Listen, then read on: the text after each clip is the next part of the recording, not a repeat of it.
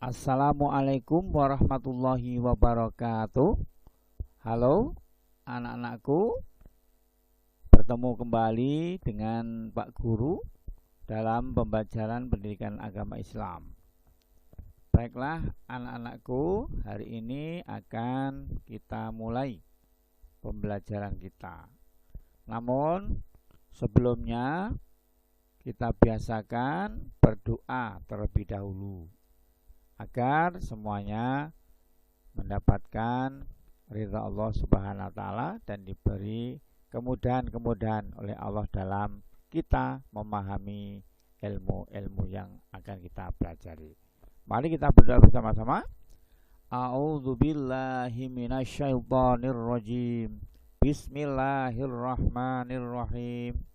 Rabbi zidni ilma warzuqni fahma. Amin, amin, ya rabbal alamin. Terima kasih anak-anakku semuanya. Kita sudah berdoa. Untuk itu mari kita lanjutkan pembelajaran kita. Akan tetapi anak-anakku jangan lupa persiapkan alat-alat tulis kalian, yaitu bolpen, buku tulis, modul, dan buku paket. Setelah itu anak-anakku fokus dalam pembelajaran ini dan fokus dalam kita mengamati pembelajaran yang akan kita mulai ini. Pembelajaran kita yaitu mengenai semua bersih hidup jadi nyaman.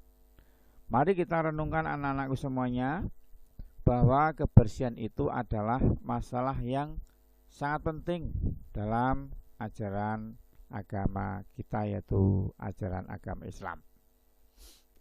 Allah Subhanahu wa taala adalah zat yang maha suci dan mencintai kesucian. Oleh karena itu, sebagai orang yang beriman kepada Allah Subhanahu wa taala, berarti kita itu harus membiasakan diri selalu menjaga kesucian. Salah satu menjaga kesucian adalah dengan terus berusaha untuk menciptakan kehidupan yang bersih, baik lahir maupun batin. Mengapa kita harus menjaga kebersihan? Karena dengan menjaga kebersihan, hidup kita akan menjadi sehat. Kebersihan pangkal dari kesehatan. Artinya, jika kita ingin sehat, kunci utamanya adalah kebersihan diri dan lingkungan kita.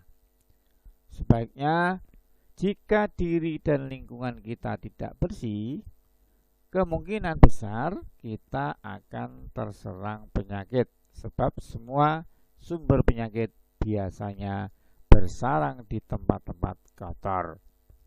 Lalu, siapa yang bertanggung jawab untuk mewujudkan kebersihan? Menjaga kebersihan bukan tanggung jawab sekelompok orang anak-anakku atau satu orang.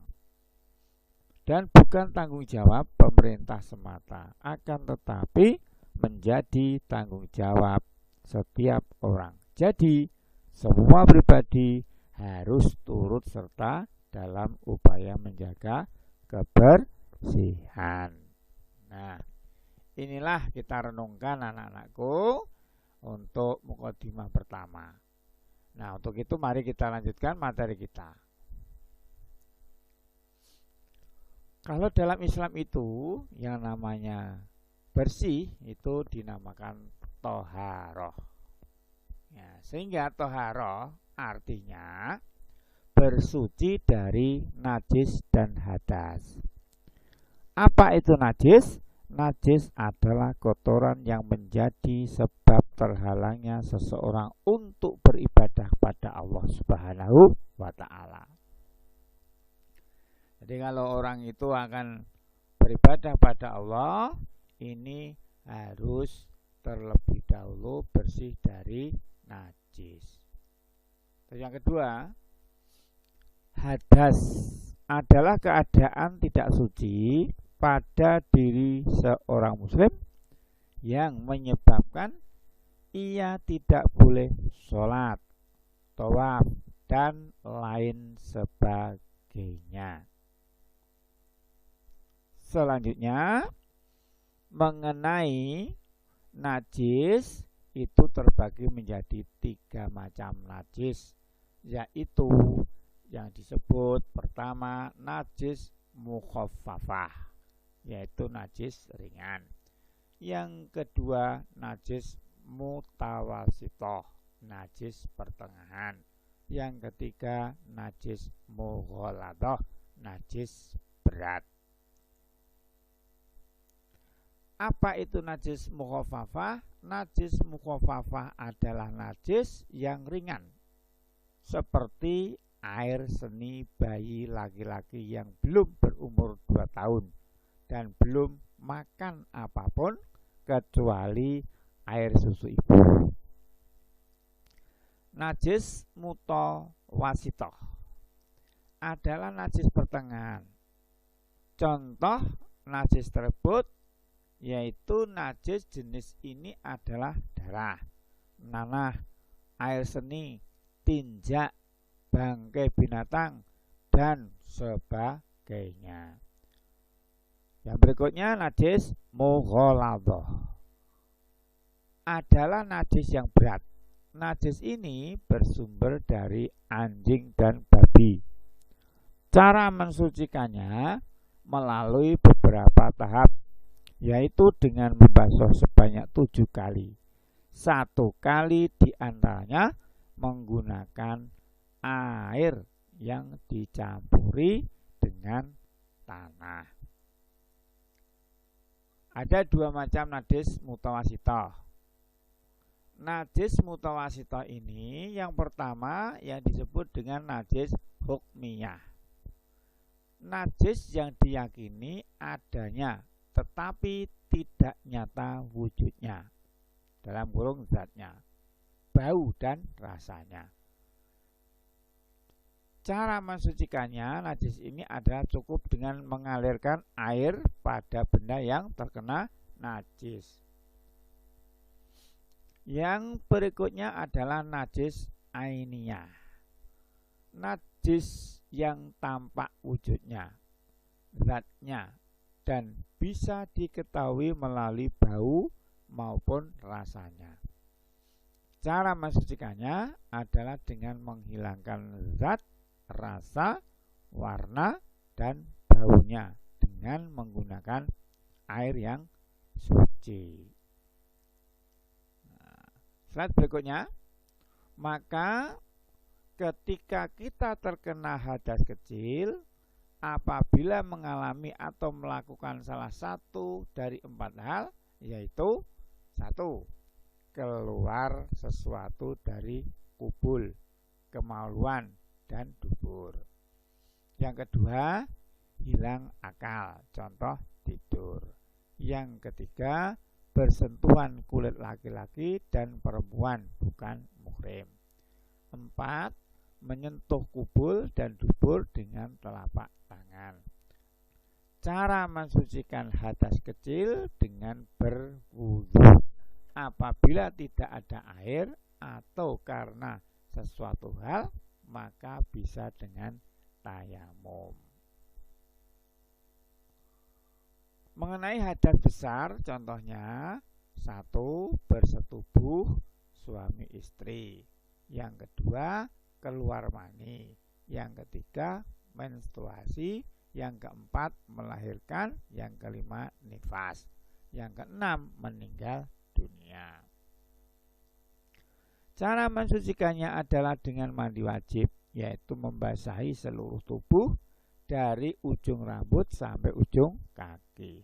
Apabila tidak ada air atau karena sesuatu hal, maka bisa dengan tayamum. Baiklah, mengenai tentang darah. Darah yang keluar dari rahim perempuan adalah beberapa macam, yang disebut haid, nifas, istihadah.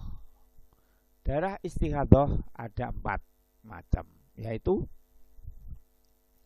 1. keluar kurang dari masa haid. Yang kedua, keluar lebih dari masa haid. Yang ketiga, keluar sebelum usia haid atau setelah masa menopause. Yang keempat, keluar lebih lama dari maksimal masa nifas. Nah, mengenai mandi wajib sekarang. Apa itu mandi wajib? Mandi wajib adalah mandi untuk menghilangkan hadas besar. Sering disebut juga mandi janabat atau junub. Adapun cara mandi wajib adalah sebagai berikut. Niat mandi untuk menghilangkan hadas besar. Jika dilafalkan, maka bacaannya sebagai berikut. Nawaitul ghusla li raf'il hadasil akbari fardhol lillahi ta'ala. Menghilangkan najis adalah terdapat di badannya seperti bekas tetesan darah, membasahi seluruh tubuh mulai dari ujung rambut sampai ujung kaki. Nah, sekarang mengenai wudhu. Ini gambar orang yang baru wudhu. Apa itu wudhu? Wudhu adalah cara bersuci untuk menghilangkan hadas kecil. Adapun tata cara wudhu adalah sebagai berikut. Yang pertama, niat dalam hati. Ketika dilafalkan maka bacaannya sebagai berikut. Nawaitul wudhu'a liraf'il hadasil asghari fardhol lillahi ta'ala. Yang B, disunahkan mencuci kedua telapak tangan, berkumur-kumur dan membersihkan lubang hidung. C, membasuh muka. D, membasuh kedua tangan sampai siku. E, mengusap kepala. F, disunahkan membasuh telinga. G, membasuh kaki sampai mata kaki. H, tertib dalam kurung dilakukan secara berurutan. I, berdoa setelah wudhu. Ini mengenai tayamum. Ini gambar orang yang bertayamum. Ini yang hitam ini tanah, ini tangan, kedua telapak tangan. Nah, apa itu tayamum? Tayamum adalah pengganti wudhu atau mandi wajib. Hal ini dilakukan sebagai rukhsah, artinya keringanan untuk orang yang tidak dapat memakai air karena beberapa halangan, atau bahasanya Arabnya adalah uzur. Jadi tayamum dilakukan dengan menggunakan sarana debu yang suci.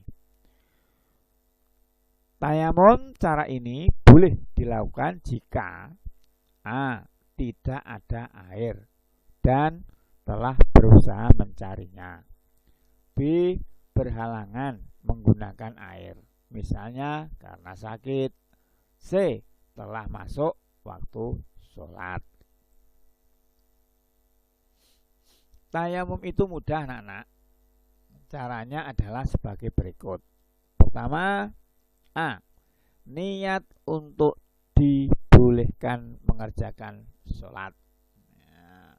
Nawaitu tayamuma listibahati as-sholati fardholillahi ta'ala. Aku niat bertayamum untuk dapat mengerjakan sholat karena Allah Ta'ala. Mengusap muka dengan tanah dalam debu yang suci. Yang B, mengusap tangan kanan hingga siku-siku dengan debu. Yang C, mengusap tangan kiri hingga siku-siku dengan debu.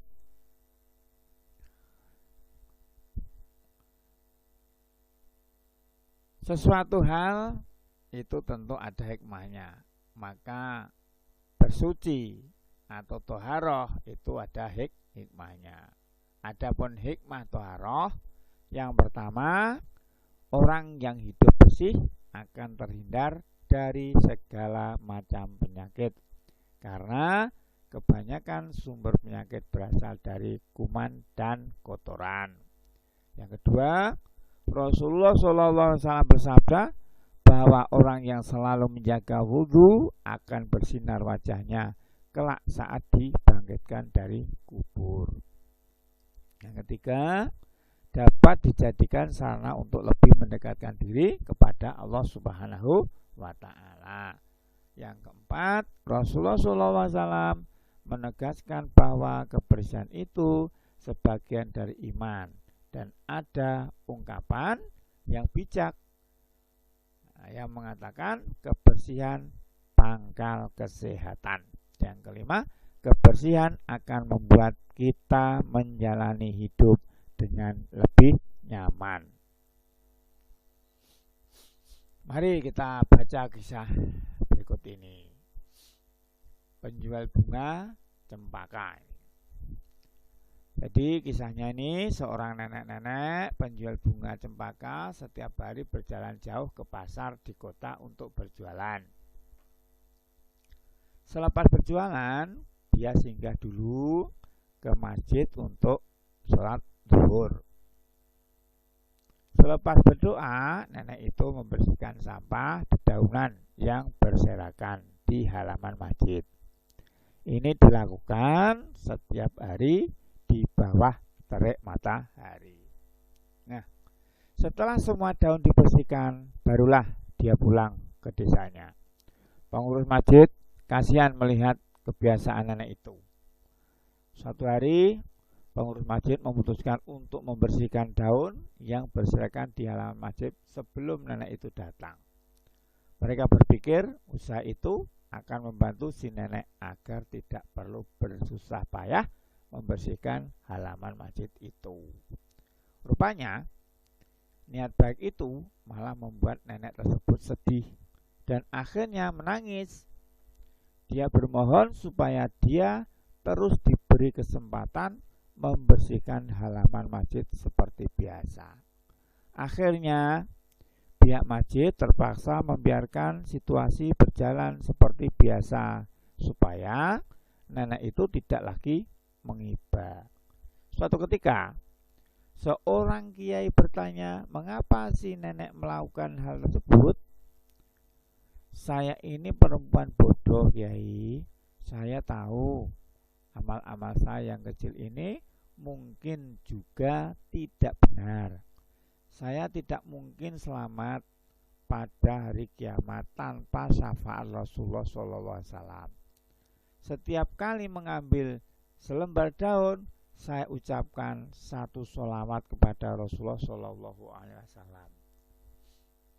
Harapannya, kelak jika saya mati, saya ingin Rasulullah SAW menjemput saya. Biarlah semua dedaunan ini bersaksi bahwa saya telah membacakan sholawat kepadanya. Sesungguhnya Allah dan malaikat bersolawat kepada Nabi. Wahai orang-orang yang beriman, bersolawat salamlah kepadanya." Rasulullah SAW bersabda, "Tidak seorang pun yang memberi salam kepadaku kecuali Allah akan menyampaikan kepada ruhku, sehingga aku bisa menjawab salam itu." Mudah-mudahan kita dapat sama-sama menghayati keikhlasan sifat nenek yang mulia ini, anak-anakku semuanya. Amin amin ya robbal alamin. Nah, setelah akhirlah pembelajaran kita dari awal sampai akhir tadi, yaitu tentang kisah nenek-nenek yang selalu membersihkan sampah di kelilingan masjid, maka slide ini ada uji kompetensi. Uji kompetensi ini adalah bentuk sebuah tugas dan yang harus dijawab oleh anak-anakku. Yang pertama adalah toharoh mengerjakan kepada kita agar selalu hidup, silakan pilih ini di antara 4 pilihan. Yang kedua, menyapu muka dan kedua tangan sampai siku dengan tanah suci sebagai pengganti wudhu atau mandi adalah A. Toharoh, B. Mandi wajib, C. Istinja, D. Tayamum. Yang ketiga, tujuan tayamum adalah untuk menghilangkan A. Hadas kecil, B. Hadas besar, C. Hadas kecil dan hadas besar, D. Najis. Yang keempat, orang yang melakukan tayamum adalah orang yang A. Sedang dalam bepergian, B. Sedang sakit sehingga tidak boleh kena air, C. Sedang sibuk kerja dan tak sempat mencari air, D. Sedang di atas kendaraan. Yang kelima, berikut ini termasuk rukun tayamum adalah A. Niat, B. Membasuh kaki, C. Membasuh kepala, D. Membasuh telinga.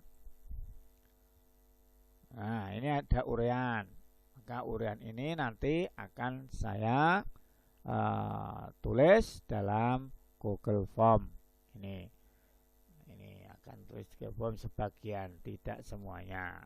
Nah, nanti akan saya tulis dan anak-anakku untuk mengerjakan. Begitulah anak-anakku semuanya, pembelajaran kali ini dari awal sampai akhir. Mudah-mudahan anak-anakku dapat memahaminya dan selamat untuk menunaikan tugas-tugas pembelajaran daring ini. Akhirnya, assalamualaikum warahmatullahi wabarakatuh.